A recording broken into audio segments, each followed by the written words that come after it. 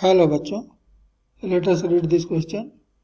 A charge of uniform linear density 1.5 nanocoulomb per meter is distributed along a long thin non-conducting rod. The rod is coaxial with a long conducting cylindrical shell. Inner radius equal to 5.0 centimeter, outer radius equal to 10 centimeter. The net charge on the shell is 0. What is the magnitude of the electric field 15 centimeter from the axis of the shell? What is the surface charge density on the question का second part भी inner and C outer surface of the shell. इस question के लिए जो की concept होगा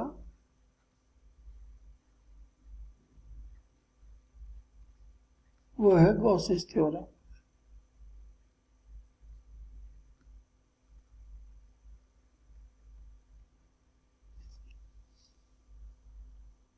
तो question में जो डेटा हमको दिए हुए हैं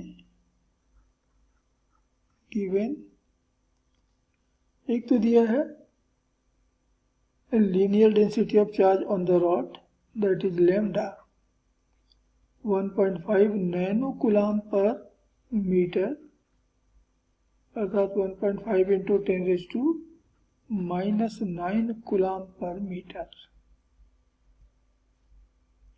हमें सिलेंडर का इनर रेडियस दिया हुआ है ए 5 सेंटीमीटर, अर्थात 5 into 10 raised to -2 मीटर, और दिया है सिलेंडर का आउटर रेडियस बी, यह 10 सेंटीमीटर, अर्थात 10 into 10 का पावर -2 मीटर।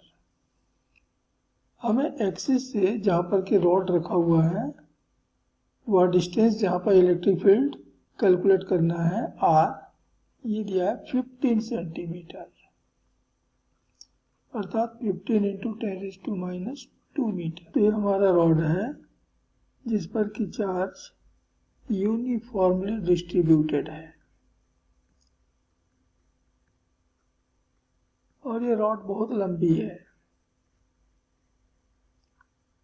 मान लेते हैं कि इसकी लेंथ जो है वो L के बराबर है और इस पर जो टोटल चार्ज है वो Q के बराबर है। तो late length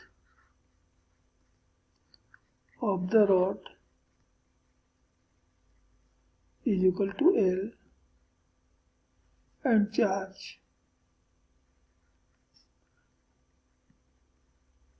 on the rod is equal to Q, and therefore linear density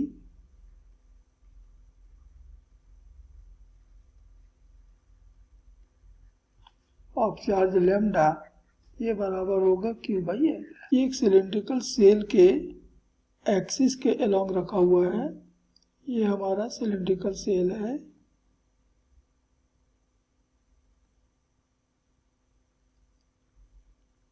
इसका इनर रेडियस A और इसका आउटर रेडियस है B, और A और B के वैल्यू हमको क्वेश्चन में दिए हुए हैं।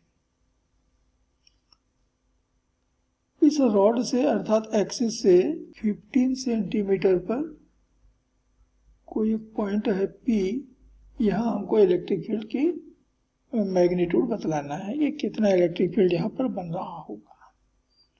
हमारा जो सेल है सिलेंड्रिकल सेल, ये क्वेश्चन कहता है कि इसके पास कोई नेट चार्ज नहीं है, अर्थात ये न्यूट्रल है। सेल हमारा न्यूट्रल है और इसलिए जो भी इलेक्ट्रिक फील्ड प्रोड्यूस होगा due to the charge on the rod only. तो इलेक्ट्रिक फील्ड हमारे क्वेश्चन का पहला part, electric field at P from Gauss's theorem. हमने फॉर्मूला गॉसेस थ्योरम अप्लाई करके डिराइव किया हुआ है, और वो फॉर्मूला है E is equal to lambda upon 2 pi epsilon 0 r। इतना इलेक्ट्रिक फील्ड एक लीनियर डेंसिटी ऑफ चार्ज जो है वो प्रोड्यूस करता है। 1/2 पाई एप्सिलॉन 0 की वैल्यू हो गई 18 × 10⁻⁹। यहाँ हमको लैम्डा की वैल्यू दे रखा है 1.5 × 10⁻⁹ कूलम पर मीटर। तो लैम्डा की वैल्यू हो गई 1.5 × 10⁻⁹ upon r, distance of the point, यह है 15 × 10⁻⁻2। तो 10⁻⁹ -9 कैंसिल, 1.5 से कैंसिल किया तो ये हो गया 10 बार, और 10 से कैंसिल किया तो 10⁻⁻1 बचा, जो कि ऊपर जाके +1 हो जाएगा, अर्थात ये मिलेगा 180 न्यूटन पर कूलम। तो इतना इलेक्ट्रिक फील्ड हमको पॉइंट P पर मिलेगा। And this is answer of the first part, that is A of this question. अब हम सेकेंड पार्ट में आते हैं, B। तो रॉड का चार्ज जो है +Q, ये सिलेंडर के इनर सरफेस पर जो चार्ज इंड्यूस करेगा होगा -Q, और आउटर पे करेगा +Q। It is due to induction. अब ये -Q चार्ज जो है, ये तो सेल जो है वो कंडक्टर का है, तो पूरे इनर सरफेस में डिस्ट्रीब्यूट होगा, और +Q जो है वो पूरे आउटर सरफेस में डिस्ट्रीब्यूट होगा। तो इनर सरफेस के यूनिट एरिया में, पर यूनिट एरिया में जो चार्ज होगा उसको हम कहते हैं सरफेस डेंसिटी ऑफ चार्ज, और वही हमको यहाँ पर कैलकुलेट करना है। तो सरफेस डेंसिटी ऑफ चार्ज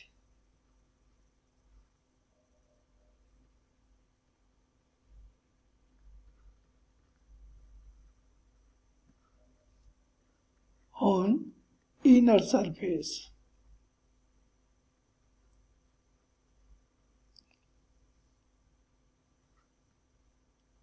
इसको हम σ1 कहते हैं, बराबर होगा charge Q upon area A। तो चार्ज यहाँ पर है -Q, और एरिया हो जाएगा 2 पाई A इंटू L। अभी हमने कहा था कि Q/L अर्थात लैम्डा, तो हो जाएगा -λ अपॉन 2 पाई A। तो वैल्यू रख दें, तो -λ की वैल्यू है 1.5 इंटू 10⁻⁹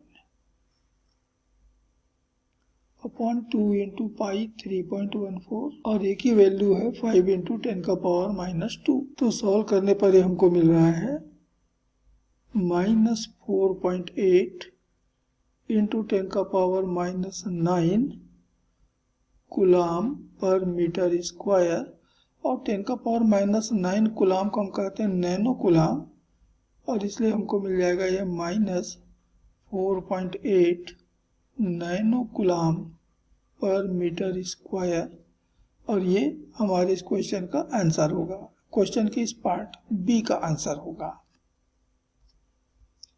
तो क्वेश्चन का part C, surface density of charge on outer surface